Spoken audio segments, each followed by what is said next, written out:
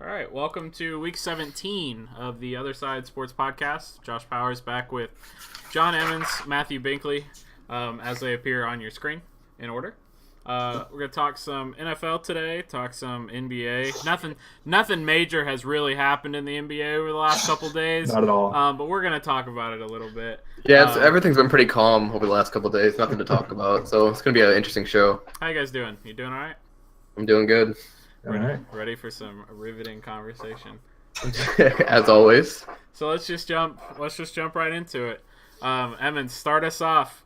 We're gonna cover top 5 defenses, top 5 linebackers in our opinions in the NFL. So Emmons, why don't you start us off with your top 5 defenses? I hate my 5th pick because I hate this team more than I hate the Packers. The Bears, I put at number 5. Wow. I really like the Chicago Bears. Looking at it, I like me some. I told you it might be a little spicy. That's pretty spicy.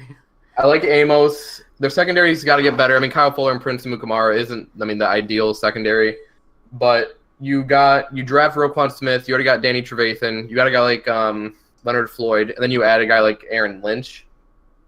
And the Bears, I think they were top 10 in points allowed and yards allowed last year. And they added a couple good pieces. So I really think they can make some noise this year with their defense another year on the road. I forgot I think it's Vic Fangio or something like that as defensive coordinator, another year under his belt. So I like the Bears. Number 4, I got the Rams just from this strictly on paper. I mean, I don't know how that defense is going to gel, but I mean, you got Marcus Peters, Talib. You signed Ndamukong Suh, and you already got Aaron Donald. Number 3, we're going to go with the Eagles. I think that's a pretty self-explanatory one, how deep they are at every position.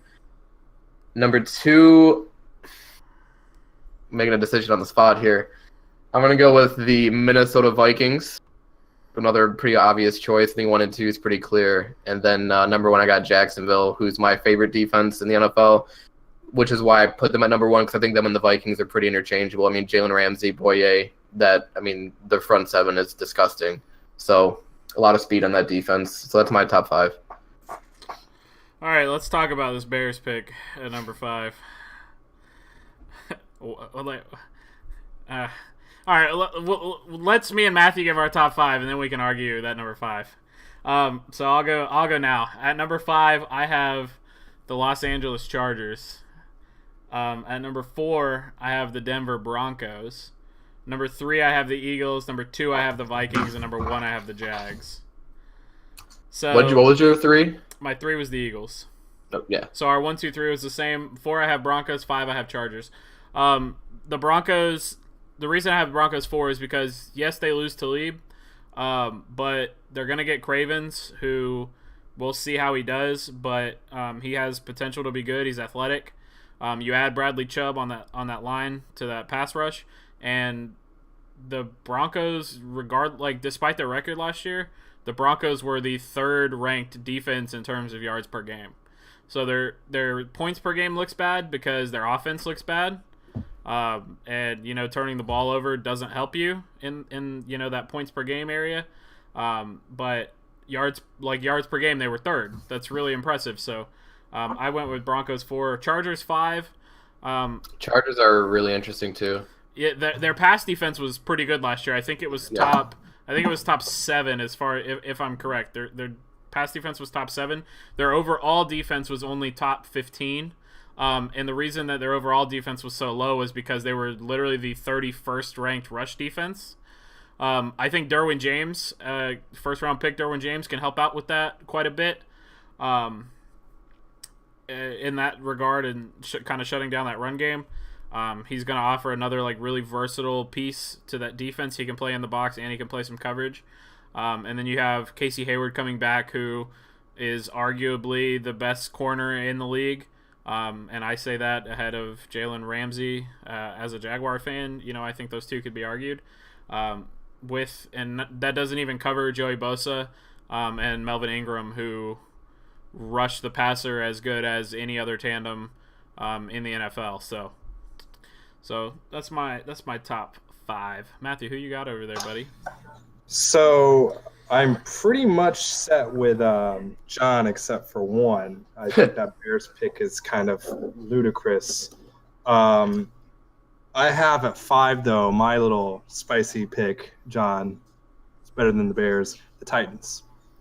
Titans are interesting. I'll get into why I think that I already see. You like that Titans pick, Josh? No. He's over. He's you know what it is. He's petrified. Anyway, number 4, I have the Eagles. For what, just like you said, I mean they added pass rushers somehow to that defense that already had like 1,000 of them.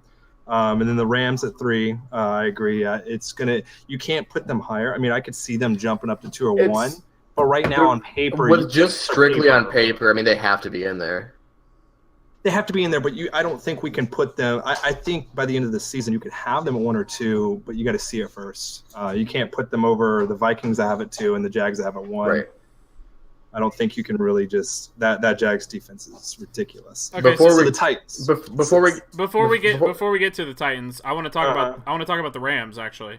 I don't have the Rams in my top 5. I'm curious why you guys do, because they have Aaron Donald. Yeah, they pick up Marcus Peters. They pick up Aqib Talib, but they lost LaMarcus Joyner. They lost I can't remember his name, but the corner that's with the Jets now, Tremaine Johnson. Yeah, Tremaine Johnson. They trade Alec Ogletree. They trade I think it was Robert Quinn they traded to the Dolphins. Was it Robert Quinn or was it one of the other ends? I'm pretty sure it was Quinn. My biggest concern, it was Robert Quinn. So my biggest concern with that Rams defense is, number one, we'll see what they do, and they have a bunch of good pieces. That linebacker core to me is pretty weak. And then I don't know what you're going to get from Ndamukong Suh, Aqib Talib, and Marcus Peters all together. Like, that's a really volatile personality group, the 3 of them itself. See, I'm not really considering the personality because I'm not going to judge how that gels yet until they get on the field. Yeah, that's fair, but even still, I don't see. Yeah, the linebacker core is bad. They made some trades. Mark Barron made some has the ability to cause some turnovers, but I'm also not concerned on I'm not sold on their safety play either. They're now. I will say I don't think they're going to stay. When did they get rid of LaMarcus Joyner? It might not have been Joyner. They lost. No, they still have LaMarcus Joyner. Yeah, it was Tremaine Johnson. He's thinking of Tremaine Johnson. Okay, Tremaine Johnson.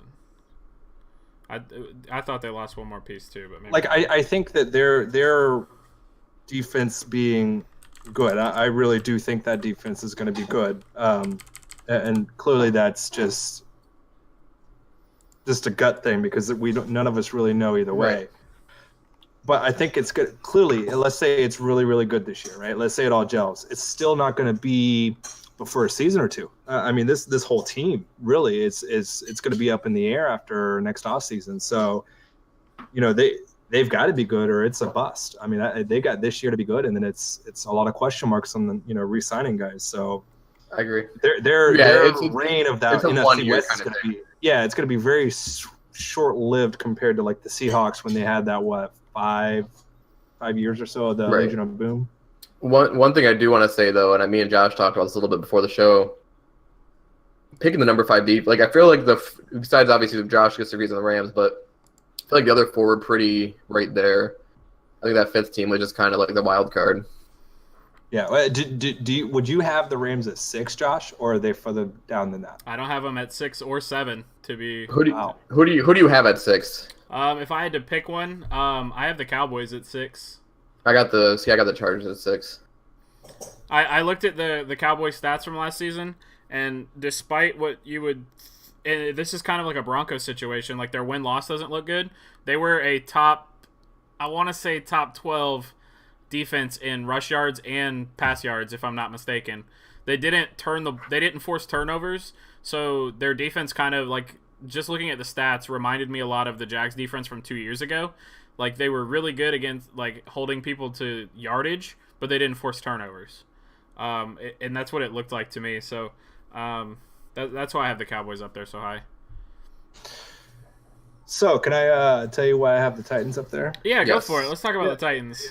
talk about the Titans. So they had a pretty solid defense last year. They were 13th overall. You go out and you add Malcolm Butler in the free agency. Then you turn around and draft 2 linebackers. Okay, they got Rashaan Evans and they got Harold Landry. Yeah, Harold Landry.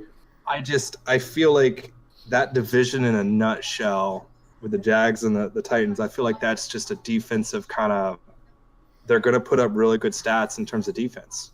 Now, is that going to translate to the division title? I mean, I think Jacksonville's better than them, but I do think that they're going to play that defense is young. They have a Dory Jackson back for a second year, so I think that defense is young and talented. I think that they're going in that same kind of trajectory as Jacksonville did a couple years ago when they got Ramsey. And they start now. I'm not saying they're going to be to that elite status necessarily this year, but I think they're going in that trajectory up. Yeah, I think with in the Titans defense of the Titans pick, I did see a couple of places. A lot of websites had them at like 4 actually. Wow. So the highest I've seen the Bears was 6. So yeah. your crazy pick's a little better than mine according to the real football heads apparently. And you cannot overlook Mike Vrabel. It's going to be interesting to see what he could do. Him getting 2 rookies, from the start, what he can do rather than some guys who already have bad habits and stuff. So I have a feeling about them. Well, the question with the Titans will be because if I'm not mistaken, Landry and Evans are both pass rushing linebackers. Is that correct? Yeah. Yes. Okay. Yes. So I'm gonna operate under the assumption that they're gonna switch to a 3-4 defense then, and move away from the 4-3 which they've been running, which is gonna force Jarrell Casey inside at the DN position. So I don't know how that'll affect him. And I believe that unless they sign somebody that I can't think of right now, I believe that leaves like Wesley Woodyard as like their number 1 middle linebacker and run stopper up the middle. So in a division that the top team was the number 1 rush offense last year, they're gonna have to get better at middle linebacker or get like stellar play out of Woodyard. And I'm not 100% sure who their defensive tackle is off the top of my head. But that should tell you that they're not solid up the middle in that respect. And it's not like we're going to throw Corey Grant running up the middle, small little tiny Corey Grant agile. It's going to be Leonard Fournette coming at You're telling me Corey Grant's not the number 1 every down back for you guys? Yeah, he's going to play this year though. Thank God. It's been 5 years finally. Hey, I've been developing. We can get him ready. It's contract year, right? Best time to throw him out there is contract year. I believe so. Yeah, it's going to go out and outperform Leonard Fournette. I mean, if they're smart, which I think Josh is hoping they are, you split up the carries, and the more you split up those carries, the fresher he is for the playoffs and that Super Bowl run they're going to make. Can you believe we're talking about Jacksonville making a Super Bowl run preseason?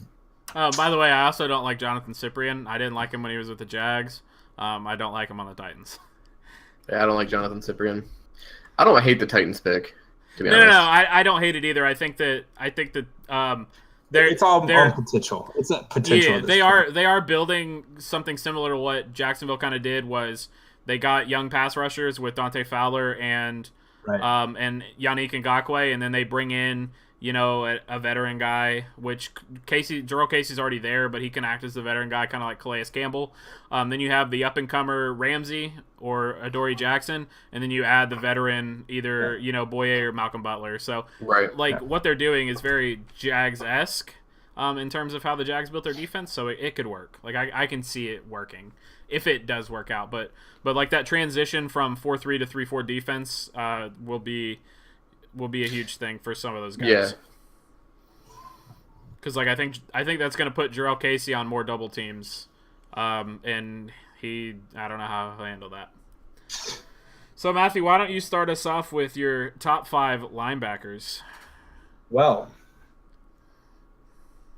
5, right? Yeah. You can start. I feel like this one's kind of top heavy, so if you want to, you guys can start with 1. By the way, I just saw your number 3 and number 4, Emmons, because you just flashed it on the camera. But those are mine. Oh, okay. All right. So if you want to, let's start with 1 on linebackers, because I feel like it's kind of top heavy, and then the bottom is where it can get mixed. Okay, so you said at number 1, right? Yeah, let's start at number 1 with this. Well, I have Luke Kuechly at number 1. I think that he just stuffs the run. Luke Kuechly And- speaks for himself pretty much. Yeah, I mean, yeah, I would say I don't even know if I necessarily have to do. I'm gonna at number 2. I have Bobby Wagner. At number 3, I have Telvin Smith. 4, I have Reuben Foster, and at 5, you're gonna say it's a homer pick. I don't really care.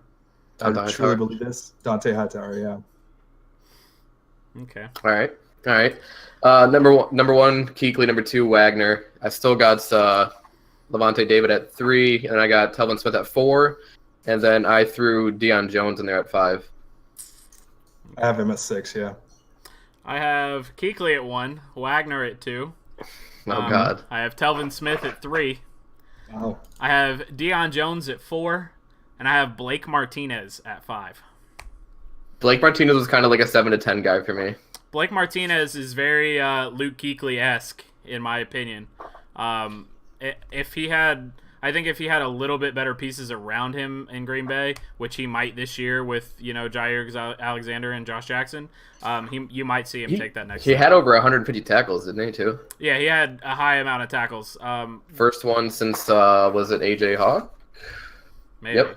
I didn't look Since that far. 2012. I didn't look that far 2012. into it, but so Dante Hightower, I'm really curious what do you love about Dante Hightower? he's a run stopper. I mean, that's what we talk about when we talk about 4-3 linebacker, and you're going to talk about somebody who's going to stuff the run. And he got overlooked when he went out. Our defense went from being really good to just gashed by the run, big time, and it really showed. We just couldn't stop the run, and so he fills gaps and he reads the play, and he's ever since he was in Tennessee, he just has a knack for playing the run, and that's really somebody that you got to have. And that's why you want to talk about speaking for yourself. Bill Belichick does not give contracts to anybody. He gave one to Hightower, and I think there's a reason for that. It's because he just plays that position very well. I mean, I can't put him up higher because I think that coverage wise he's not as good as these other guys, but I do think that he's up there. Yeah, I guess the Hightower thing is, I think, like a guy like Deion Jones, I think he's, obviously better in coverage, and I think he's good enough at being a run stopper to be a better linebacker than Hightower, in my opinion. I mean, I don't know. I just don't. I don't think he's there. I think he's going to get there soon. I mean, especially once Hightower starts falling off a little bit. I do agree. I think they're the opposites of each other, basically. Right. Oh, for sure. Yeah. I think it's very close. I mean, I actually went back and forth between Jones and Hightower on that. I mean, it was pretty much, right together. It wasn't a big difference for me. I will give you this. I thought about Hightower for about 2 seconds, but then I said no. I think the biggest thing for me, the reason I had Telvin and Deion up there so high, was because they were kind of like all the other linebackers. They were tackle machines, which linebackers are supposed to be. But they forced turnovers at a very high rate, which was excellent. I think Telvin and Deion both had 3 interceptions, which was tied for the most by linebackers. I think Kuechly had 3 as well. I think Bobby Wagner only had 2. I will say, with respect giving to Levante David, who I didn't have on the list, he did force 5 fumbles. So that's why I had him up there. He didn't have any turnovers. He didn't have any pass deflections, which Telvin and Deion did. I think they both had not triple digits. That'd be ridiculous. They both had they both had triple digits. Yeah, they both had double digit pass deflections, whereas Levante David had literally 0. They also had at least 1 sack, so they at least have a little bit of ability to pass rush. But Levante David did force 5 turnovers with those fumbles, and that's pretty impressive in and of itself. Yeah, I mean, I can see the turnover aspect of it. It's just when you look at what happened to the defense just as a whole, like it fell apart. I'm talking about the Patriots. No, I know. He went out, it just completely fell apart. And that speaks for him, but I mean, again, when you're talking top 5, I'm not really going to look at how the defense played without him, because I mean, you can say that about a lot of players in the NFL, or just if they lose this guy, I mean, they're done. That doesn't necessarily mean he's top 5 in his position. No, I understand that aspect of it. It's just he plays the run, he stuffs the run, and I think that's somebody you want. So, Emmons, as a Detroit Lions fan, are you going to let me get away with ranking Blake Martinez at number 5? Are you going to let me get away with that? I like Blake Martinez. I said I had him 7, 8, kind of. Yeah, I like Blake Martinez, unfortunately. Unfortunately. All right, that wasn't the pushback I was looking for. No, I mean, I can't really argue it. I did have some honorable mentions here. I had C.J. Mosley and Kwan Yep. Alexander as Yep. two guys that were up there for me as honorable mentions. Yeah, I really like C.J. Mosley. I was really thinking about putting him in there. Yeah, and you know what really hurt about this list in general was not being able to put Shazier up there anymore. Yeah, that Yeah, was really that hurt. that was really That was unfortunate. painful. Yeah, that was really Yep. unfortunate because he definitely, in my opinion, if I'm putting Shazier on this list, I'm fighting with him between like him and Telvin Smith at 3. Yeah, Like agreed. that's a really tough Yeah. 3 choice right there. Agreed. So Agreed. we'll move into hold up. That conversation actually didn't go as long as I thought, but that's all right. Well, I'm sure we got plenty to talk about here in a we're little gonna- bit. We're going to talk about the not very active NBA. So we'll move into hold up. I only have 4 statements prepared today. I couldn't think of a 5th one, so we've only got 4 today. So we'll start with number 1. We're going to stick to the NFL with this topic. Cam Chancellor was declared ineligible to return to football due to injury. So not an official retirement, just I can't come back because I'm injured and they're never going to medically clear me. Right. He does that, he's going to get his contract, like his money, so he won't retire yet. The only remaining players left from the Legion of Boom are man. Bobby Wagner, Earl Thomas, and KJ Wright. So with the Legion of Boom clearly no longer in existence, here's your statement. The Legion of Boom is a top 3 all-time NFL nickname. Ooh, I like that.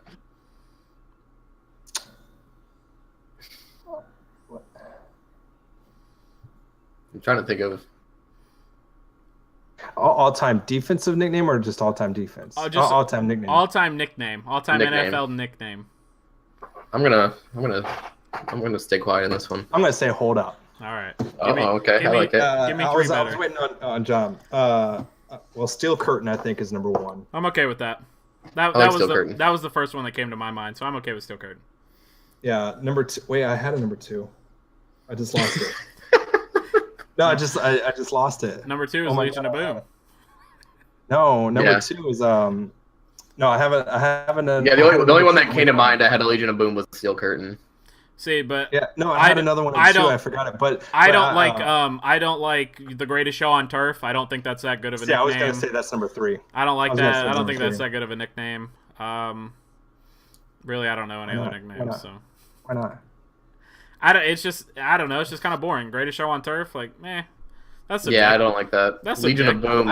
Boom is like. The reason I said is there's got to be more that we're just not thinking of. We're such a society that reacts to, oh, we're in the greatest right now, and it just annoys me. But Legion of Boom sounds scary though. Like if Yeah. you were to go up to Maybe. somebody and be like, okay, look, there's 2. There's got to be more. There's We're just, 2. Who do you think's gonna win? Okay, in a battle, in a head-to-head battle, the Greatest Show on Turf or the Legion or of the Boom. Legion of Boom, and they're gonna be like, I oh, mean, Boom. they're gonna be like the Legion of Boom, no doubt, every day. Let's see here. Oh, okay. I'm sorry. Number 2 is America's. I hate them. America's team. It's just iconic. I mean, seriously. America's team. Yeah, the Cowboys. They're not America's team though. That's what they're. That's the nickname's not accurate though. That's the name, though. That's the name. Monsters of Midway. Come on, man. The Monsters of the Midway. The Purple People Eaters. Okay, Purple People Eaters Like- is pretty good. I mean, That's pretty Orange good. Crush. The Broncos. I mean, Orange Crush is a soda. What I'm saying. I mean, okay. How about I mean, I think No Fly Zone No, is better I- than Orange Crush. No Fly Zone's better than Orange Crush. I'm just saying, like, I don't think it's necessarily guaranteed top three. I think there's got to be a debate there. I don't think it's necessarily automatically top three just because we're living in the moment. I think it's top three. I mean, We're America's voting for team it, is still technically living in the moment too, and that's a horrible nickname in my opinion. No, they're only America's team in the '90s. No one cares about them since the And 90s. they still call them America's team though. I mean, That's that's lame, still, but I don't really care. I mean, the Steelers still call them. So I mean, they still carry the Steel Curtain. even when they were called the America's team, I don't like the nickname at all. Of course you don't. Yeah, you're putting a whole country on one team. That's what they were, though. That's what they were at the time. I mean, that was. Listen, that team and their fan base are annoying. They are so annoying. I cannot stand Cowboy fans. But that name has stood the test of a couple of decades. What I'm saying is, like, give it some time. See if it really sticks. Just because it stuck doesn't mean it's a good nickname. I can think of horrible nicknames that stuck. I'm just saying it's stuck and it stayed with it. I'm going to say America's team is 2, and I'm going to say Purple People Eaters is 3. I think your list is. I think Purple People Eaters is a great nickname. I have that at 3 for me. I'll give you that at 2. And then what was the first one? The Steel Curtain. Curtain, yeah. I like Steel Curtain at 1, but I think Legion of Boom is 3. Legion of Boom is great. I like Legion of Boom. I think that's 3. So let's go. Statement number 2. That was a good little debate over nicknames. I like it. Tim Tebow and the Mets were heavily criticized for their pairing when Tebow began the transition to baseball last year. Tebow's actually turned himself into a pretty decent minor league player. And with the Mets falling further and further behind in the NL East, Tebow may get a shot at the major leagues this year. So here's your statement. The Mets should not promote Tim Tebow to the majors.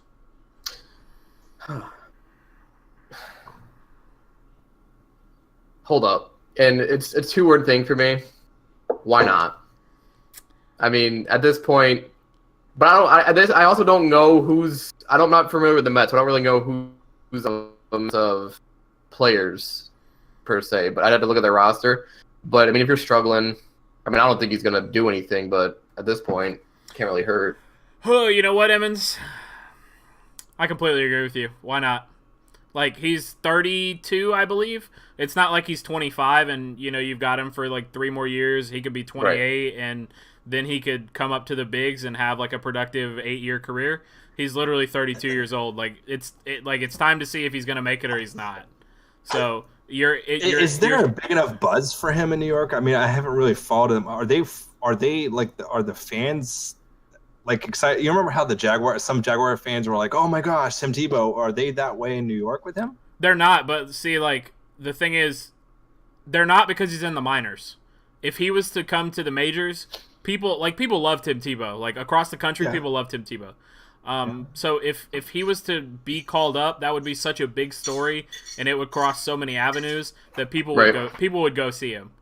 They might only go see him for the first month that he's there, if he's there longer than a month, and then they might the nuance of it might kind of fall off after that. Right. But they'll go see him. Right. No, I think at the end of the day, for some reason I didn't hear that not in the statement. Yeah, I think why not? Yeah, I mean, because when I wrote this, I was thinking, what could have hurt you? Yeah, when I was thinking he's 32, it's time to see if it's put up or shut up time. That was pretty much my thing. Why not? I mean, what's the reasoning not to? Yeah. At this point, you got nothing to lose. Right. So let's go with a team that has nothing to lose to a team that could potentially have everything to lose. Trae Young shot 4 for 20 from the field last night, 1 for 11 from 3 in his first summer league game for the Hawks. He scored 16 points with that shooting performance, but let's be honest, that shooting performance is atrocious. He didn't make a field goal the entire first half. Here's your statement. This game is a foreshadowing for Trae Young's NBA career. God, this is because I don't think he's gonna be good. I don't think he's gonna be that bad, but he didn't. I never liked Trae Young, so I'm not gonna even say hold up here. I figured you guys would really like that question. That statement right there. That was the worst trade I think I've ever heard of in my entire And I hated what's his face, the guy that they drafted and traded away. I couldn't stand him. I think that said that it was going to be the first mistake, but that trade is like, what are you doing? I couldn't believe they took Trae Young so high. Ooh. It was fun. It was good stuff though. So we'll move on to our fourth and final statement, and that fourth and final statement will essentially take us into our basketball talk. That was funny. Many high-profile teams, including Portugal, Spain, Argentina, and Germany, have been eliminated from the World Cup early on in the process. These teams are expected to make deep runs and contend for World Cup glory. Some top teams, such as Brazil and Belgium, are still alive. Here's your statement. The NBA could learn something about parity from international soccer. Hold up. Yeah, hold up. I mean, That is the most asinine statement I've ever heard of. Listen. how about Matthew go? Because Hold on. Can I have 1 second to pull up? So I have a statistic and number. my thing I want to is, get the number right. I mean, it's not like these. I mean, you can have dual citizenship, but it's not like some guy can just say, "Hey, I'm going to go over here and play with Germany because I'm from Brazil, but I want to play for Germany." It's a little different in international soccer than it is NBA. I mean, you pretty much are tied to your country almost, and Matthew looks like he's ready to go, so I'll let him go. 6 of the 8 remaining teams are from Europe. That's all I'm going to say. 6 of the remaining teams are 6 of the 8 are from Europe. That's all I have to say about that. Yeah, but Out soccer's of the entire world. Soccer's primarily a European sport. Like the greatest leagues in the world are European. But that's the point. You just said parity. I don't think there's been that the biggest parity there's been is Germany not being in it. Portugal wasn't that big of a surprise. Argentina was not a surprise this year. You still got France, Belgium, Brazil, Russia and Croatia. Croatia. We said it. We said it from the get go that they were going to make a good. Croatia and England.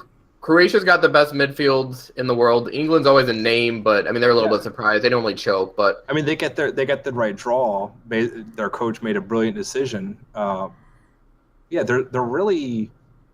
You have some teams that are out, but you don't have major. And I think it's hard to learn parity from an international team sport. Yeah, because I mean, you look at it; it's all based in one area of the world, outside of Brazil, Uruguay, and Argentina. Yeah, Uruguay's gonna be interesting. Uruguay, France. I think France should be more worried about Uruguay than they should be about Brazil. Yeah, matchup wise. Yeah, agreed. But yeah, I don't think if Cavani plays, because if you look at the NBA, it just ebbs and flows. It's a player-ran league. We'll get into it though. It's a player-ran league. It ebbs and flows. Teams come up, rise, and they fall. Whereas you don't really have that much. I'm done with that statement. So I created the statement to lead us into our NBA talk, and I like it. Matthew, I'll let you start since you've been a big LeBron critic. What was your first thoughts that went into your mind when LeBron signed with the Lakers? I'm not somebody who lives in this world of you've got to stay, because I understand the generational thing. His generation, our generation, paid attention to what's happened throughout history, which is, you're told, you need to be loyal to this idea of a city, right? So athletes over time have been told, well, be loyal. And then the second an injury happens, you're cut and just whatever. And I think they learned that lesson. They said, forget that. I'm going to worry about myself. And that's what he's doing, which is totally fine.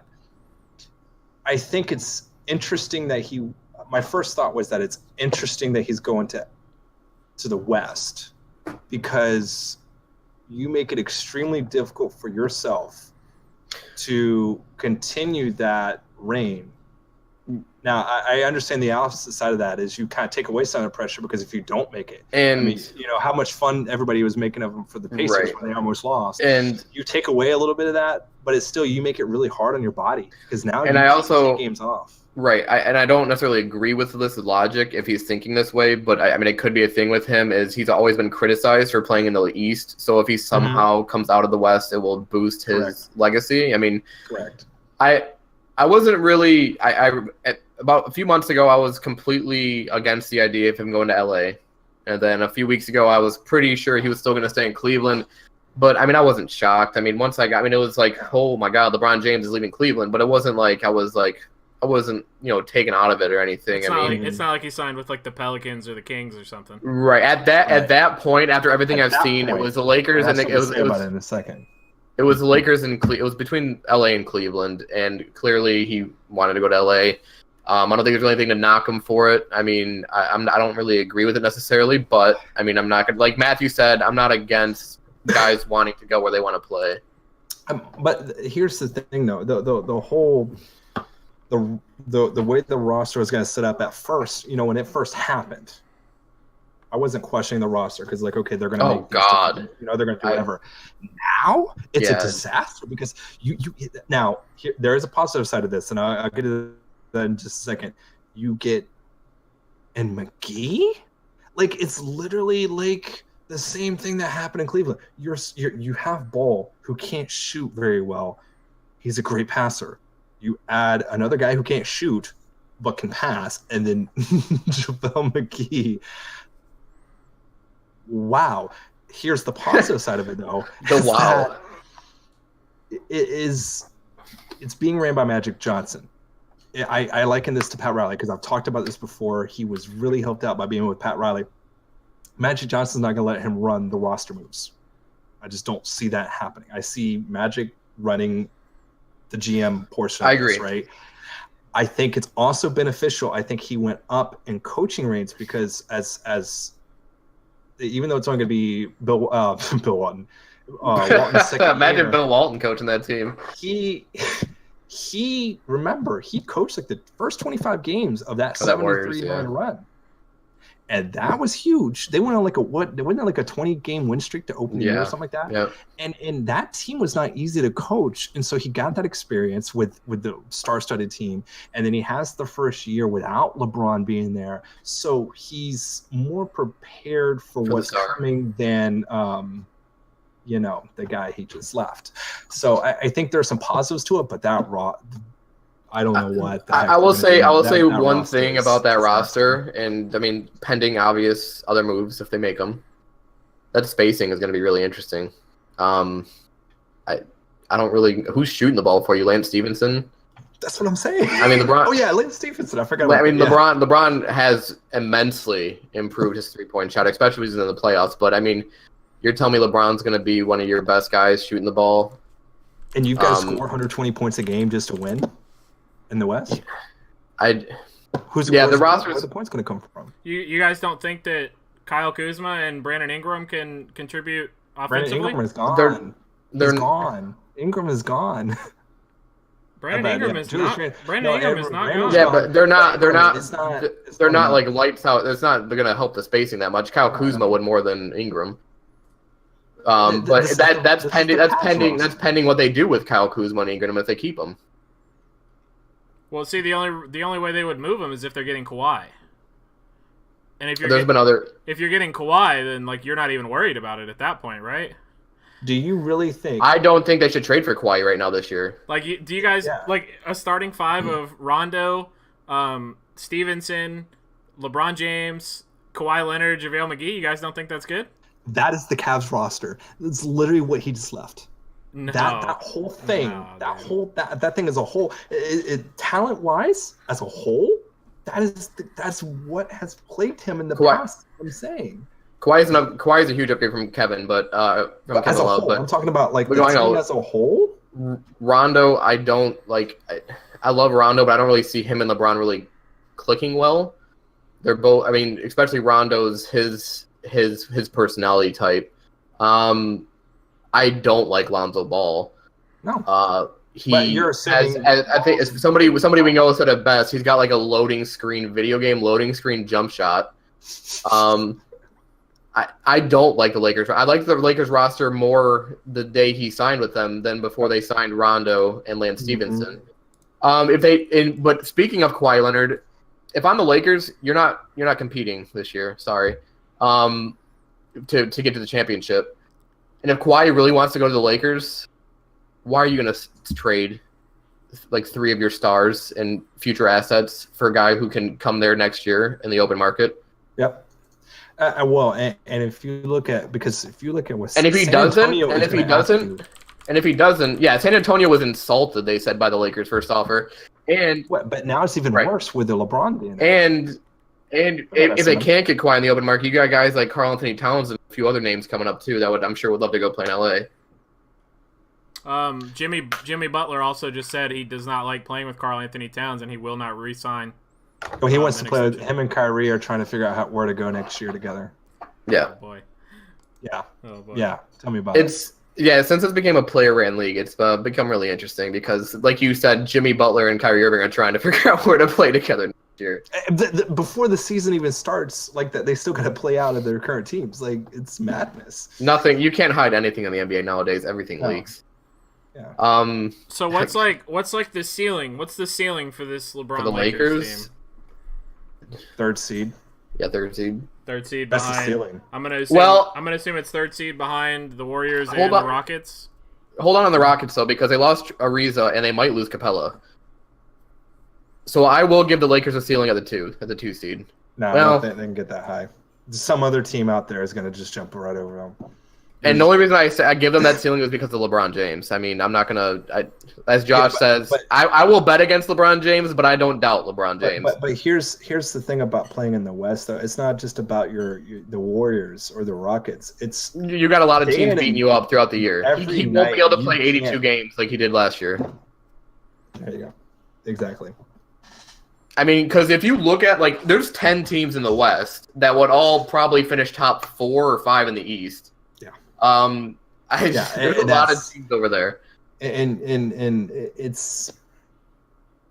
I think he should for Well, the betterment of him, hold for the on, bestness hold of him, he should have went to Philly. Now that I think about it, record-wise, the West is better. Talent-wise, the West is better. But, like, now that I think about it, like, what teams are good? You have the Warriors, the Rockets, I'm going to say the Lakers now, and the Trailblazers, like Portland. Utah, T-Wolves are up there. The Spurs with no Kawhi, no good. Thunder, Thunder, yeah, okay, I forgot about the Thunder. I'll give you Thunder. Trailblazers. Did you already say All right, that? so Yeah, he said Trailblazers. But, like, the Jazz with just Donovan Mitchell, nah, The Nuggets that's, are up and up. Just that's- Donovan Mitchell, that's- Rudy Gobert. that's I- not going to compete with LeBron. Like, let's be real. Okay. With the roster that they have right now. Yeah, I The think roster they have right now. I think the Lakers would be okay. Okay. You're extremely underrating the Jazz. I think you're. Oh, never mind. I'm not. They're not going to be We're better not than the getting into Lakers. it. We're not getting into I it. mean, they're not going to be better than the Lakers, but how do you not like the Utah Jazz? I I'm mean, not they saying took down that. I'm not Hang saying I on. don't like the Utah Jazz. I'm just Hang on. saying, like, I don't see them being better than the Lakers. Just Donovan Mitchell, the team that you accepted to be up there is the Thunder. They destroyed them in the playoffs. Mhm. That roster. So with another year under Donovan Mitchell's belt, you got a guy like Rudy Gobert. And wait, didn't they? Who is it? They just added somebody in the draft I really like. Grayson Allen is who they drafted. They had. Yeah. But that shoot. I mean, that's another shooter, and that's what I'm talking about. You've got to score in the West. Who the heck outside LeBron is scoring on that team? Like, I'm not saying the Jazz are better than the Lakers, but they can compete with them every No, game. that's what I'm saying though. But it's that whole West in general. Just it's a death trap. Okay, so we've got the ceiling for the Lakers at Emmons says 2, Matthew says 3. I would say if Rockets don't get Capella and Ariza back, I would say 2 is the ceiling. What's the Yeah, well, Riggs is gone. It's all on Capella Okay. now. So what's the floor? What's the floor? Ooh. 8th, 9th. I'd go 7. I think they could drop all the way down to 8, 9. 9 What's your 9 is non-playoff rank. Is where Right. you're going with that. Yep. So okay. I just it's deep, man. It's deep. You cannot. Yeah, you can't, especially the bottom part of it. The Ricky Rubio had a phenomenal year too. I can't believe I forgot about Ricky Rubio. Let me tell you guys who's the winner, or really who's not the winner. He's kind of the loser on it. He is the loser, 100%. Jay the Crowder? loser. 100% the loser in all of this. Poor old Dwayne Casey. yeah. LeBron. Yeah, I was thinking that, LeBron yeah. finally leaves the East, and Dwayne Casey stuck with the Pistons. Yep. Because if they would have kept him, and they would, because I said before they did it, I said they were going to do it. He was going to go to Detroit, but I also said it's a mistake because if they would have kept him, they're a 1, 2, or 3 seed in the East, and they're I didn't think the Raptors finals. should. I don't think you fire a guy like Dwayne Casey. I mean, I'm grateful for him. He might get us to the playoffs, and I can get swept in the first round. But I mean, because it's not like my draft capital means anything either. So I might as well vote for us to make the playoffs and lose in the first round. Right. Yeah. Right. So, yeah, I kind of feel Dwayne Casey got shafted on that a little bit. What the Raptors should have done is they should have held on to Dwayne Casey. Yep. And then as soon as if LeBron said I'm staying in Cleveland, then they could have fired him. But once LeBron was like, if he stayed, I don't think they fired Dwayne. I don't think you fired Dwayne. Once LeBron's like, I'm going to LA, you got to be like, all right, cool, we still got him. We're good. And they just kind of hired an assistant, so they're not really saying they want to, like, I don't know. The whole Toronto decision is direction. Right, and Toronto said they were willing to trade anything to get in the top 10, but you keep a coach who's the same system as Dwayne Casey, they're kind of a mess, just like the Pistons are as of now. I was like, what the heck? All right, so let's move on to our next topic. Okay, I got you the light on for this one. We talked enough about LeBron. We got the Golden State Warriors, as if they couldn't get any better. They've won 3 of the last 4 championships in the NBA, and then they add Boogie Cousins on a 1-year deal for $5 million. Now, granted, Boogie Cousins isn't probably going to come back until February or March, but that's basically enough time to come back, get into the lineup, and get ready for playoffs. So, how do you guys feel about that? Let's start, Evans. How do you feel about the Warriors now having all 5 of their potential starters come playoff time be all-stars? It's an all-star lineup. I hate it, but I also think. I mean, you got to give the Warriors front office how they built this thing and how they continue to play. The best tweet I've seen is the Warriors continue to play chess while the rest of the league plays checkers. Yeah. I mean, and your starting lineup's still going to be what your starting 5 was last year, and then you add DeMarcus Cousins to come back whenever he's healthy. So, I mean, really what they did is they lost JaVale McGee and replaced him with DeMarcus Cousins. I think anybody would take that trade. I think so, too. The thing it's God. I mean, it's the NBA now is just. I mean, it all depends on what you like, but I mean, there's got to be some kind of. The league is getting. I don't want to say ruined, but I mean, it's getting out of hand almost. Like, I mean, you got like Matthew already brought up Butler and Kyrie already talking about next season, and then you got guys teaming up over here. I'm not going to blame the Warriors or Cousins for it because it's how the league is nowadays. I just can't stand how the league's run anymore. So, here's my thing on it, though. I think it's the fault of the NBA. Yes, exactly. Like I'm not going to blame the Warriors or Cousins for it because it's. No, I know you're not. I'm saying so. When you look at it, right? It comes back to where was it? I'm looking for a stat. I forgot the number 2, but they basically every year they keep jumping with these TV contracts. Yeah, they keep boosting the salary, the salary cap. It's not really a hard cap. They keep boosting it, which is allowing this. You've got to get a control on the cap. Well, I mean, have you ever really seen the NFL boom the cap this many consecutive years? See that? And I think that's what's really causing this. See, that's what I think could fix the NBA's problem. I don't think the cap increasing is an issue because it's going to increase every year across every sport that has a cap. But it's as much as it is, though. Have you seen the amounts? Like it's. I haven't, but I still don't think that's an issue. I think the issue comes from the fact that there is a max contract amount. Yes. That is the issue. So, like, if LeBron could go out and fetch $300 million, he should, like, and somebody's willing to pay him that, then they should have to pay him that. There shouldn't be a max where LeBron makes the same as KD, who makes the same as AD, who makes the same as Kawhi. Like, that shouldn't be a thing. Like, Chris Paul shouldn't be getting a super max deal the same as LeBron James because Chris Paul's great, but he's not LeBron James. In 2 years, Draymond Green will go to Supermax, and he doesn't. Right. And so you don't see, like the 49ers just had to sign Jimmy Garoppolo to a $27.5 million deal because they wanted their guy. And then what happened? Kirk Cousins topped that. Aaron Rodgers is going to top that. Matt Ryan is going to top that. And that's part of the whole team building situation within the NFL and the MLB is you have to watch where you hit your salary cap and how much you pay certain players. So. Right.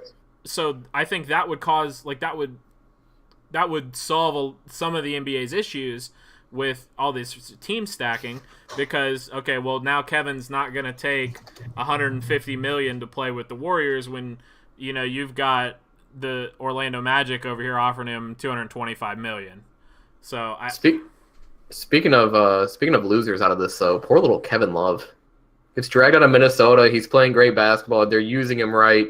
Goes to Cleveland. They tell him to sit in a corner and just do this, which he's not capable of. And now he's just sitting there alone in that lovely Cleveland Cavaliers roster. And that elite head coach Ty Lue. There was something with the LeBron thing that I wanted to bring back up, and I saw this tweet and I couldn't remember it until you just said Kevin Love.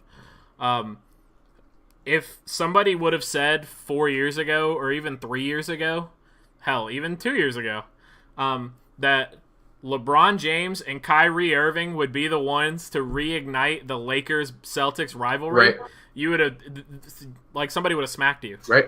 Oh, yeah. They'd have smacked you. 100%. I would have smacked you. Yeah, you would have straight up been smacked anywhere you went to talk to any NBA person to say LeBron and the Lakers, Kyrie and the Celtics, they're going to ignite the rivalry. But I can't find the number of the year, but the other day when it first went down, there was a stat out there that the last time 5 NBA All-Stars from the previous year were on the same team was back in the 60s or something, with the Celtics or something like that. It's been quite a while since something like this has happened. Here's another solid one. You want to know who ruined the NBA? The Bucks when they traded for Monta Ellis, the 6 teams that didn't draft Steph Curry, the 9 teams that didn't draft Klay Thompson, the team that let Draymond Green go to the second round, and the Thunder for not keeping KD happy, and this goes on and on. Yep. Or look at the Cavs. The Cavs actually made all this happen because of their trade with the Lakers earlier this season. Yeah. Cleared up the cap space for it to happen. That, my friends, is the funny part. Well, did you also see the trade? The trade that Dan Gilbert. Go ahead. Sorry. No, go ahead. Did you guys see that Dan Gilbert turned on the trade before Kyrie left for Paul George to go to the Cavs? It's kind of funny. He vetoed it. I will say that the Cavs made a mistake by trading Kyrie, number one. Regardless, even if Kyrie said, I'm not going to play this season, they still shouldn't have traded him, because LeBron said don't trade him, because LeBron knew in his mind he was probably going to leave anyway. So if they had kept Kyrie still sits the entire year.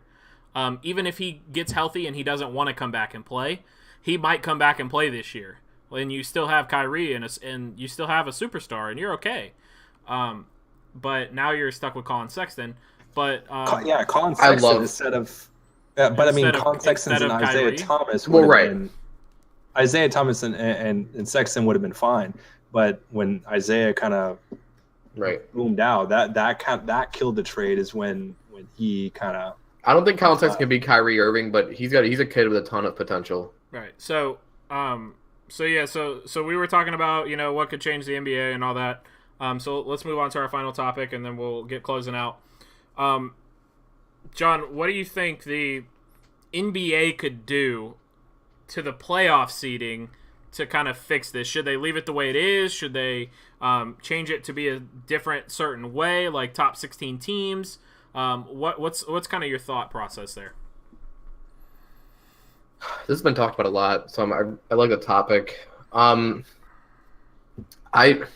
like the East versus West thing, as lopsided as it is.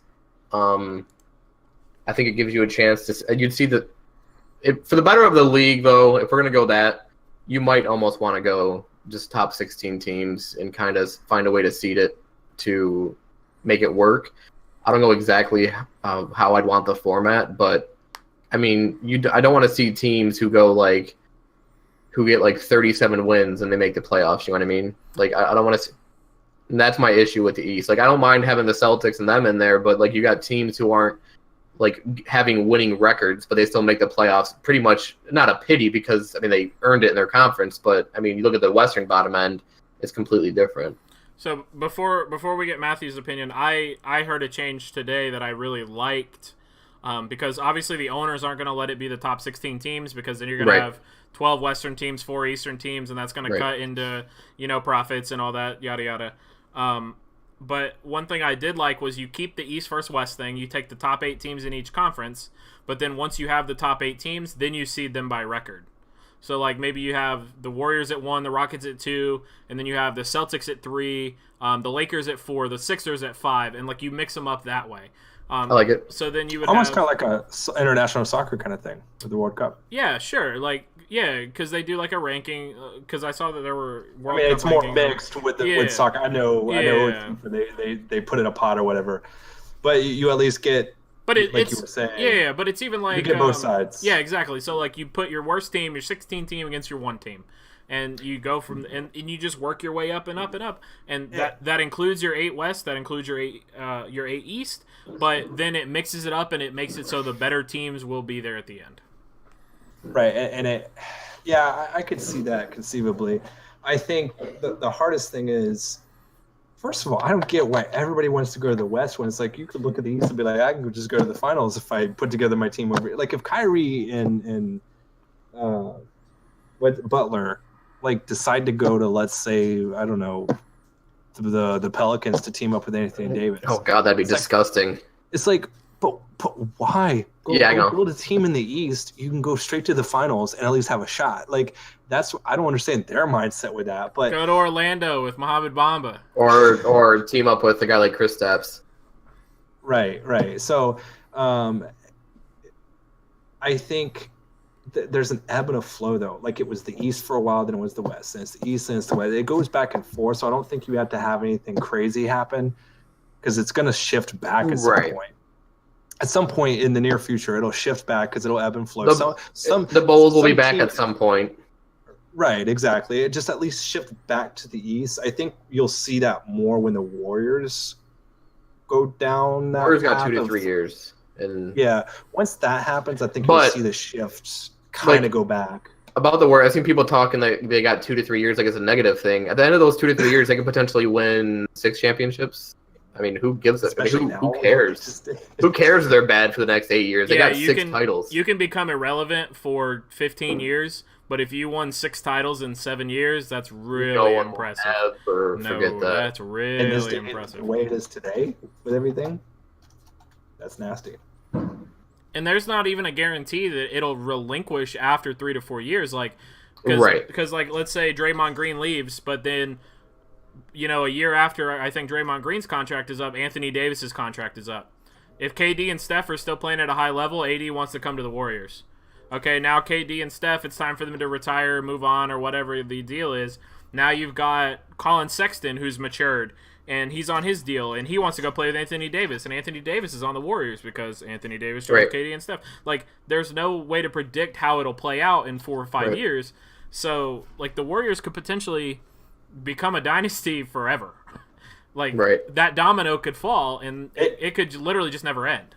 Right, and it depends on how much they're gonna want the money. And the crazy thing is, you think of other dynasties too. I mean, I think of a local team like the Red Wings, and they won 4 in like 10 years. You're talking 6 and 7 years. That is like ridiculous. That's Celtics. That's Celtics territory back and way back. And I will say I said it could never end. It's going to end. We know sports sports are very linear. They're very linear in that aspect where you can dominate, but it's going to end eventually.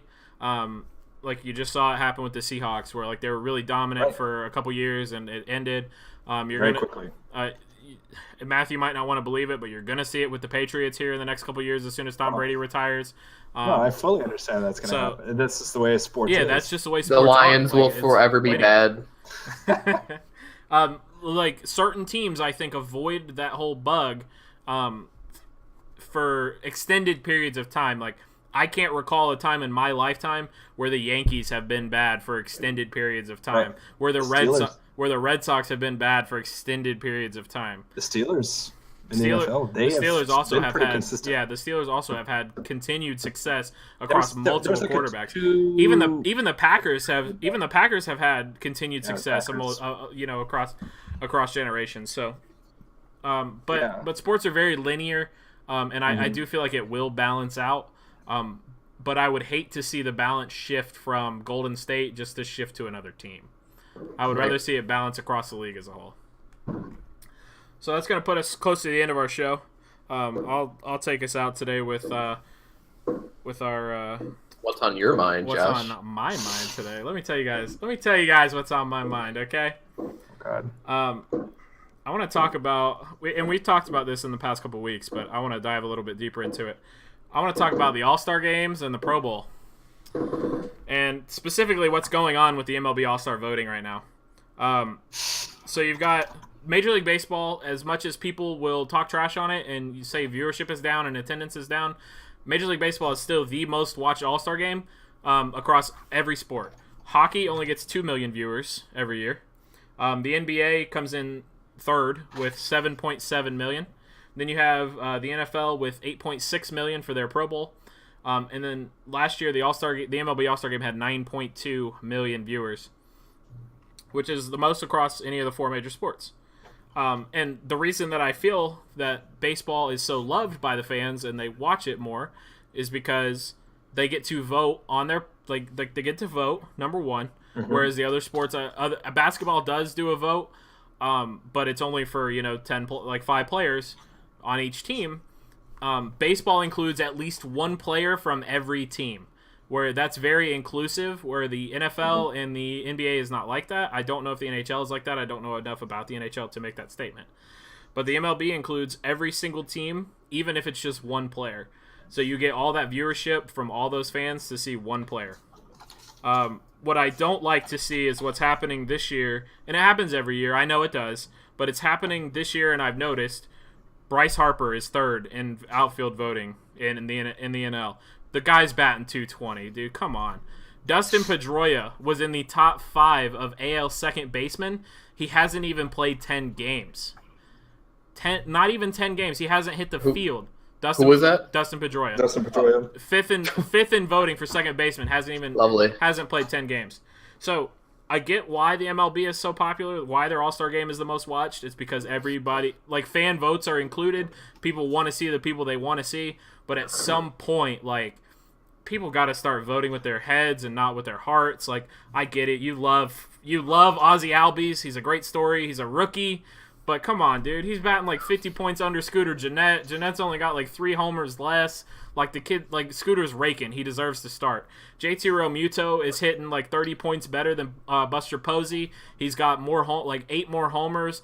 Yeah, he's in small market Miami. But come on, dude. He needs to be starting. There's no argument there. There's no way you can tell me that Buster Posey is having a better season than JT Realmuto. It's just ridiculous. And Bryce Harper. Bryce Harper does not need to be in the All-Star game this year. There's no way he should be third. I get he's popular, and I get he's going to get a big contract at the end of this year to go play with the Yankees or the Cubs or the Red Sox. Probably not the Red Sox, but Yankees, Cubs, Dodgers, whatever team. But it's ridiculous that he's an All-Star. 100% agree. I haven't seen you get a little angry in a while there. I liked the passion there. There was a lot of fire. I loved it. I mean, I hate Take a breath, buddy. I hate the MLB All-Star game every year, but Blake Snell and Wilson Ramos are going to make it, so I got 2 Rays in it this year. Well, just because one guy has to make it, I think Nick Castellanos is safe to get there just because. Castellanos. Although I do think he deserves it a little bit, but I don't think he deserves to start or anything. I agree. I think he deserves to make it. Doesn't deserve the start. Not over guys like Betts Trout and Eddie Rosario. Right. Even Aaron Judge, even though Judge is the third place vote getter right now, I don't think he deserves to be a starter. Right. I think it deserves to be Eddie Rosario. But yeah, we'll see what happens. So that's gonna be it for week 17. We'll be back next week, Tuesday, 8:30 p.m. Emmons will not be here. Miss you guys. We will be joined by one of our friends, Isaiah. Isaiah will come on and talk with us next week and replace Emmons for a week. So next week we're going to cover. We're going to continue our rankings. We're going to talk about top 5 cornerbacks in the NFL. Missing my favorite position group. Love it. So we're going to talk about top 5 cornerbacks, and what was the other top 5? Do you remember? Oh, pass rushers. Pass rushers. Top 5 pass rushers. So are we doing top 5 kickers and punters, or are we doing a? Fair enough. So we'll be doing that next week, and I'm sure we're going to be talking about the All-Star game too, because we'll be a week out from the MLB All-Star game. So those will be our 2 topics, our 2 primary topics next week. So we'll see you guys then. Thank you for watching. Thank you for listening on YouTube. Thank you for downloading the podcast. And John, speaking Matthew, of, thank you guys for being here again. Speaking of iTunes, sorry for the delay about the last episode. Little technical difficulties with that, plus a vacation, so that's why we were a little late on a couple things last week. Perfect. So again, you guys, thank you for being here. Everybody, thank you for listening. Everybody have a good night.